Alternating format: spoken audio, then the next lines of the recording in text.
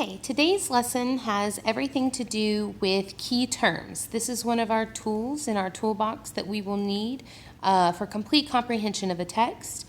And of those 11 tools, I feel like sometimes it's the one that gets asked about on STAR the most because it can come in the form of what is the main idea of the entire text, what is the main idea of the paragraph, which of the following supports the main idea. We see a lot of those types of questions on STAR.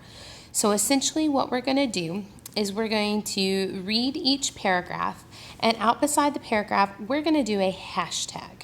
And just like a hashtag in social media kind of encompasses the whole message in just a couple of words, we're going to do that same thing for each paragraph.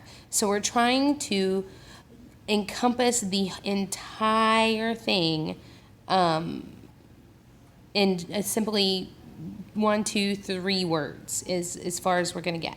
Okay, we're not looking for details, so we're not just going to pull a word out of the paragraph. We're going to try and take the entire paragraph as a whole.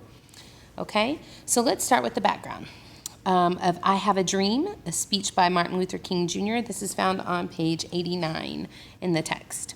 Okay, so the background says, on August 28, 1963, thousands of Americans marched on Washington, D.C. to urge Congress to pass a civil rights bill. Martin Luther King Jr. delivered his I Have a Dream speech on the steps of the Lincoln Memorial before more than 250,000 people.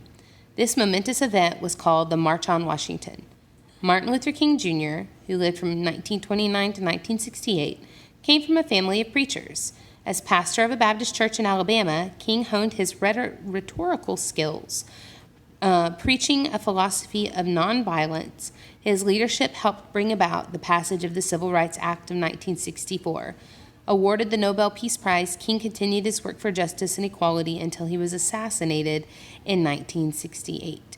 Okay, so we would want to hashtag, just right out here out to the side in the margin, a few words that kind of sum this all up. So maybe something like nonviolent civil rights movement, something like that. So hashtag nonviolent civil rights. Now, does it really matter what we hashtag? Not really, as long as we're trying to kind of lump it all together into one thing and not just pull out something random or some detail in the paragraph, okay? All right, so if we begin the speech, he says, I am happy to join with you today in what will go down in history as the greatest demonstration for freedom in the history of our nation. Okay, so hashtag maybe freedom demonstration. In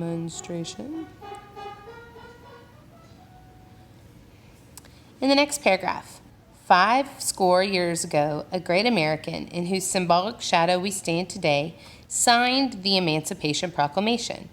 This momentous decree came as a great beacon light of hope to millions of Negro slaves who had been seared in the flames of withering injustice. It came as a joyous daybreak to end the long night of their captivity. Now we know, because we have read the Gettysburg Address, that the person who signed the Emancipation Proclamation, and the reason he's using this 50 years ago is because in the Gettysburg Address, Abraham Lincoln used those same words, and he is the man who signed the Emancipation Proclamation. So we might put out here hashtag throwback